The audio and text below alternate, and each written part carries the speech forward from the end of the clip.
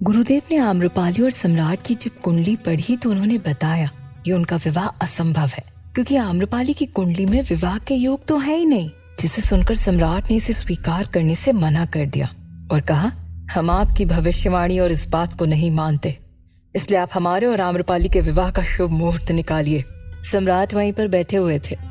राजमाता भी ये सुनकर दुविधा में आ चुकी थी, क्योंकि उन्होंने पहले ही पूरी सभा में आम्रपाली और सम्राट के विवाह का ऐलान कर दिया था। तब कुलगुरु ने कहा, सम्राट एक बार और सोच लीजिए, क्योंकि आप भगवान के बनाए हुए नियम के विरुद्ध जा रहे हैं। तो सम्राट ने कहा, हमने सोच लिया है, और ये भगवान का बनाया हुआ नियम नहीं है, ये आपका बनाया हुआ गणित है। इसलिए हमारे और आम्रपाली का मिलना नहीं लिखा होता तो आज आम्रपाली हमारे साथ नहीं होती, और हम उनका हाथ कभी नहीं छोड़ने वाले। इसलिए हमारा और आम्रपाली का विवाह तो होकर ही रहेगा। यदि आपको मुहूर्त नहीं निकालना है तो कोई बात नहीं, हम आम्रपाली से किसी भी शुभ दिन पर विवाह कर लेंगे। सम्राट की जिद को देखकर राजमाता ने कुलगुरु से कहा, गुरुदेव, हमारी हर समस्या का समाधान हमेशा आपने दिया है। यदि आम्रपाली की कुंडली में विवाह का योग नहीं है तो क्या इसका कोई और उपाय नहीं हो सकता? आप जो कुछ भी कहेंगे, हम सब पूजा कर्म करने के लिए तैयार हैं, क्योंकि हमने भी पूरी सभा के सामने आम्रपाली और सम्राट के विवाह की घोषणा कर दी थी, और इस बात से अब पीछे हटना उचित नहीं होगा। राजमाता की बात सुनकर कुलगुरु ने एक बार फिर से सोचा और अपनी नजर उन दोनों की कुंडली और पंचांग पर दौड़ाई और कहा, जिस तरह की परिस्थितियां बन रही हैं उसमें कोई भी उपाय मिलना असंभव है। कहते हुए वो दोनों कुंडलियों को ध्यान से पढ़ने लगे। काफी देर तक ध्यान से देखने के बाद उनके चेहरे पर एक चमक सी दिखाई दी, लेकिन अगले ही पल कुलगुरु के चेहरे पर परेशानी के भाव दिखने लगे। उन्होंने उत्तर दिया, नहीं राजमाता, इसका भी उपाय असंभव है। असंभव है? ये क्या कह रहे हैं आप कुलगुरु? जो भी है आप हमें बताइए, हम सब कुछ करने के लिए तैयार हैं, लेकिन हमें आम्रपाली से विवाह करना ही है, किसी भी परिस्थिति में। सम्राट आम्रपाली से विवाह करने के लिए हर संभव तरीके से तैयार थे। ये देखकर कुलगुरु ने राजमाता और उनसे कहा, सम्राट बिंबिसार, हमारी बात समझने की कोशिश कीजिए। यदि आप ये विवाह किसी भी परिस्थिति में करेंगे तो आगे चलकर आपके प्राणों को संकट हो जाएगा। आम्रपाली से विवाह करने का मतलब है आपकी मृत्यु। जैसे ही कुलगुरु ने ऐसा कहा, राजमाता के चेहरे के रंग उड़ गए। उनके चेहरे पर घबराहट दिखने लगी, लेकिन सम्राट मानो उन्हें इससे कोई फर्क ही नहीं पड़ रहा था। उन्होंने कहा, यदि आम्रपाली से विवाह करके हमें मृत्यु हो जाती है तो हमें ये भी स्वीकार है। कम से कम हम इस विवाह से आम्रपाली को अपना नाम दे पाएंगे और उसके सिर पर लगा हुआ नगरवधु का कलंक हम मिटा पाएंगे। कुलगुरु ने राजमाता की तरफ देखा और कहा, राजमाता, हमें जो कुंडली में दिखा और जो कुछ भी भविष्य दिख रहा है उसके अनुसार हमने आपको सब कुछ बता दिया है, ताकि आप लोगों की जैसी इच्छा। राजमाता निशब्द होकर बैठी हुई थी, लेकिन कुलगुरु की बातें सुनने के बाद उन्होंने अपनी घबराहट को एक किनारे किया और फिर वापस पहले की तरह गंभीर और कड़क हो गई। फिर सम्राट की तरफ देखते हुए कहती हैं, पुत्र बिंबिसार, ये विवाह नहीं होगा। सम्राट राजमाता की बातों पर अपना पक्ष रखने की कोशिश करने वाले थे, लेकिन राजमाता ने उन्हें रोक दिया और कहा, आपका निर्णय हमने सुन लिया है, लेकिन अब आप हमारी सुनिए। ये विवाह नहीं होगा और यही हमारा अंतिम निर्णय है, और यदि आप हमारी बात नहीं मानेंगे तो हम कुलगुरु की सारी बातें आम्रपाली को बता देंगे और फिर वही आपको समझाएगी। जहां सम्राट और आम्रपाली के विवाह से आने वाले परेशानियों को देखकर राजमाता ने विवाह के लिए मना कर दिया था, तो वहीं कौशला देवी मगध के ही पुराने बादल महल के अंदर प्रवेश कर रही थी। बादल महल मगध का सबसे पुराना किला था। उसके कई हिस्से टूट चुके थे। वहां कोई भी आता जाता नहीं था। उस महल को कई वर्षों पहले ही बंद कर दिया गया था, लेकिन रानी कौशला देवी वहां क्यों जा रही थी ये बात अभी कोई नहीं जानता था। काले रंग के कंबल से खुद को ढके हुए कौशला देवी महल के अंदर प्रवेश करती हैं। वो जिस रास्ते पर चल रही थी उसके अलावा आसपास का सभी क्षेत्र धूल से भरा हुआ था। वो लगातार चलते हुए महल के अंदर प्रवेश करते जा रही थी। जैसे जैसे वो अंदर जा रही थी अंधेरा बढ़ते जा रहा था। एक सीढ़ी से दूसरी सीढ़ी चढ़ते हुए वो महल के काफी अंदर और ऊपर की तरफ आ चुकी थी। एक जगह रुककर उन्होंने मशाल जलाई और फिर आगे बढ़ी। चलते चलते वो महल के सबसे आखिरी कक्ष के पास पहुंच चुकी थी। वो जगह साफ सुथरी दिखाई दे रही थी। वहां पर 2 से 3 बड़े दीपक जल रहे थे और छोटी छोटी खिड़कियां लगी हुई थी, जिससे बाहर से ठंडी हवा अंदर आ रही थी। वहां पहले से ही एक अधेड़ उम्र की औरत थी जो कि वहां रखे दीपक को जला रही थी। उस औरत ने भी चारों तरफ से अपने आप को ढक रखा था। रानी कौशला देवी उसके पास पहुंचते ही कहती हैं, ध्यान रखना कि यहाँ कोई अंदर ना आ पाए। ये बोलकर कौशला देवी उस कक्ष का द्वार खोलकर अंदर चली गई और उसे अंदर से ही बंद कर लिया। बाहर खड़ी औरत रहस्यमयी ढंग से कौशला देवी को अंदर जाते हुए देख रही थी। उनके जाने के बाद वो वापस से बिना किसी भाव के फिर से दीपक लगाने लगी। उसका स्वभाव ऐसा था मानो उसे कौशला देवी के आने से कोई फर्क ना पड़ा हो। इधर रानी कौशला देवी उस कक्ष के अंदर आ गई। उसके अंदर एक और कमरा था। इसके द्वार की ऊंचाई काफी कम थी। बाहर से देखने पर वो कक्ष काफी छोटा दिखाई पड़ रहा था। कौशला देवी ने झुककर उस द्वार को खोला और फिर अंदर चली आई। अंदर से वो कक्ष काफी बड़ा था, लेकिन वहां सिर्फ एक रोशनदान था और चारों तरफ मकड़ी के जाले और धूल लगी हुई थी। कौशला देवी ने पूरे कक्ष में अपनी नजर दौड़ाई और फिर देखा कि उनसे करीब 20 कदम की दूरी पर एक किनारे कोने में कोई बैठा हुआ था। अंदर सिर्फ एक छोटा सा दीपक जल रहा था, जिसकी हल्की पीली रोशनी में वो व्यक्ति दिखाई पड़ रहा था। उसे देखकर रानी कौशला देवी की आंखों में कुटिलता दिखाई देने लगी। उन्होंने अपने दोनों हाथ बांधे और बड़े आराम से कहा, कैसे हो? काफी बूढ़े दिख रहे हो। कौशला देवी की आवाज सुनकर उस व्यक्ति ने तुरंत उस कोने से उठकर कौशला देवी की तरफ देखा। वो कौशला देवी को घूर कर देख रहा था। उसके बाल लंबे और बिखरे हुए थे और बड़ी बड़ी उलझी हुई दाढ़ी थी। उसके कपड़े मटमैले और फटे हुए थे। उसे देखकर ऐसा प्रतीत हो रहा था मानो वर्षों से उसने स्नान न किया हो।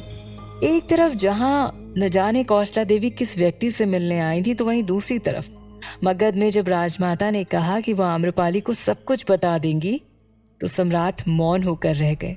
वो जानते थे कि ये सुनने के बाद आम्रपाली का निर्णय भी वही होगा जो राजमाता चाहती है। वो कभी भी ये विवाह नहीं करेगी। ये सोचकर सम्राट ने राजमाता से कहा, नहीं राजमाता, आप आम्रपाली से कुछ नहीं कहेंगी। उन्हें हम खुद इस बारे में बताएंगे।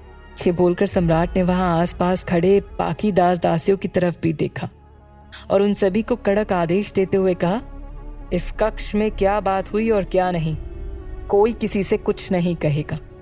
यदि इस बारे में हमारे अलावा किसी और को भी ज्ञात हुआ तो उसका परिणाम भुगतने के लिए तैयार रहिएगा। वहां खड़े सभी दास दासियों ने एक साथ कहा, हम किसी से कुछ नहीं कहेंगे सम्राट। ऐसा आदेश देकर सम्राट वहां से उठकर बाहर चले गए, लेकिन उनके चेहरे पर उनकी परेशानी साफ झलक रही थी। वो कैसे इस बारे में आम्रपाली से कुछ बता पाएंगे? तो उन्होंने खुद से कहा, आज से पहले हमने कभी भी खुद को इतना लाचार महसूस नहीं किया है। तभी पीछे से कुलगुरु उनके पास आए और कहते हैं, सम्राट, हमें आपसे कुछ और भी कहना है, जिसे राजमाता के सामने हम कभी नहीं कह सकते थे। क्या बात है गुरुदेव? सम्राट के चेहरे पर गंभीरता और भी गहरा गई। इसके बाद कुलगुरु ने सम्राट से कुछ बातें कही, जिसे सुनने के बाद सम्राट के पैरों तले जमीन खिसक गई थी। अंत में वहां से जाते हुए कुलगुरु सम्राट से कहते हैं, हमें उम्मीद है कि आप सही वक्त पर आम्रपाली से बात कर लेंगे और उन्हें सब कुछ सच बता देंगे, क्योंकि इसके अलावा कोई और विकल्प नहीं है आपके पास सम्राट। इतना कहकर कुलगुरु वहां से चले गए। उनके जाने के बाद सम्राट काफी देर तक खुद को समझाते हुए वहीं खड़े रहे और फिर खुद को मजबूत करके वो आम्रपाली के पास गए। उस वक्त आम्रपाली अपनी खिड़की के पास खड़े होकर बाहर बह रहे उस झरने को बड़े ध्यान से देख रही थी। उसे देख सम्राट को आज सुबह की सोम की कही हुई बात याद आ गई। उन्होंने एक गहरी सांस ली और आम्रपाली की तरफ बढ़ गए। उन्होंने आम्रपाली से पूछा, अभी आपका स्वास्थ्य कैसा है आम्रपाली? सम्राट की आवाज सुनते ही आम्रपाली ने झट से उनकी तरफ देखा। सम्राट को अपने सामने देखकर आम्रपाली के चेहरे पर खुशी की लहर दौड़ पड़ी और सुबह की बात के लिए सम्राट के करीब आते हुए कहती है, सम्राट, हमें क्षमा कर दीजिए, लेकिन हम भी मजबूर हैं। हम उनकी बात को नजरअंदाज तो नहीं कर सकते थे ना। आम्रपाली को लग रहा था कि सम्राट उससे नाराज होंगे, इसलिए सम्राट को वापस अपने कक्ष में देखकर वो बिना रुके कहने लगी। तब सम्राट ने उसकी दोनों बाहों को पकड़कर उसे संभाला और प्रेम से कहा, आम्रपाली शांत, हम आपसे नाराज नहीं हैं, बिल्कुल भी नाराज नहीं है, इसलिए आपको हमसे क्षमा मांगने की कोई आवश्यकता नहीं है। और आज सुबह की बात, वो तो ऐसी है जैसे वो कभी हुई नहीं थी। हमें तो अभी भी यकीन नहीं हो रहा कि सोम ये सब क्यों कह रहा है। परंतु सम्राट, वो अपनी माँ के लिए इतना बड़ा झूठ क्यों कहेगा? और उसकी माँ, वो क्यों झूठ कहेगी? आम्रपाली ने व्याकुल होते हुए पूछा। सम्राट ने आम्रपाली को वही कक्ष में रखे चांदी के विशाल आसन पर बैठाया और खुद उसके बगल में बैठते हुए कहा, आपका कहना उचित है आम्रपाली, और हम भी ये स्वीकार करते हैं कि वो ताबीज मगध का है और हमने स्वयं उसे मातंगी को दिया था क्योंकि हम उससे प्रेम करते थे। लेकिन मातंगी ने हमारा प्रेम स्वीकार नहीं किया था क्योंकि वो हमारे परम मित्र वर्षकार से प्रेम करती थी और वो उन्हीं का ही पुत्र है। कहते कहते सम्राट भी चुप हो गए। फिर आम्रपाली की तरफ एक उम्मीद भरी नजरों से देखते हुए कहा, लेकिन आम्रपाली, क्या आपका हम पर भरोसा सिर्फ इतना ही था कि किसी के कुछ भी कह देने से आपका भरोसा टूट जाए? ये सुनकर आम्रपाली की आंखें नम हो गईं। वो सम्राट की तरफ देखते हुए कहती है, सम्राट, आप पर भरोसा हमें खुद से ज्यादा है, लेकिन हम किसी के पुत्र के साथ अन्याय होते हुए नहीं देख सकते। आम्रपाली अभी खुद को बंधा हुआ महसूस कर रही थी। सम्राट ने उसकी भावनाओं को समझते हुए कहा, यदि आपको हम पर भरोसा है तो हमारे लिए यही काफी है आम्रपाली। यदि आप चाहती हैं कि सोम इस बात को सिद्ध करके दिखाए तो हम भी आपके साथ हैं, क्योंकि हम भी जानते हैं कि वो इसे कभी सिद्ध नहीं कर पाएगा। सम्राट की बात सुनकर आम्रपाली के चेहरे पर मुस्कान आ गई, लेकिन सम्राट का ध्यान अभी कुलगुरु की बातों पर ही था। उन्होंने आम्रपाली को अभी उनके विवाह के बारे में कुछ भी बताया नहीं था। वो उसे बताना चाहते थे लेकिन कहने से हिचकिचा रहे थे। दोनों एक दूसरे के करीब बैठे हुए थे और उनके कक्ष के बाहर खड़ा सोम उन्हें छुप कर देख रहा था। उन दोनों की करीबियां उसे चुभ रही थी। वो तिल मिलाकर वहां से चला गया और अपने कक्ष में आते हुए कहता है, सिद्ध तो मैं करके रहूंगा, फिर भले ही उसके लिए मुझे कुछ भी करना क्यों ना पड़े। लेकिन सम्राट और आम्रपाली का विवाह मैं कभी नहीं होने दूंगा, कभी भी नहीं। जहां सोम किसी भी परिस्थिति में आम्रपाली और सम्राट को अलग करना चाहता था, तो वहीं कौशला देवी ने अपने सामने खड़े उस व्यक्ति का मजाक बनाते हुए कहा, कितने दिनों के बाद देखा है तुम्हें, बदलाव तो आना ही था। वैसे हमारी दासी ने तुम्हारी सेवा में कोई कमी तो नहीं की ना? वो आदमी कौशला देवी को देखकर हुंकार भर रहा था। उसने अपने कर्कश स्वर में कठोर होकर कहा, अब क्या बाकी रह गया है? क्या करने आई हो तुम यहाँ?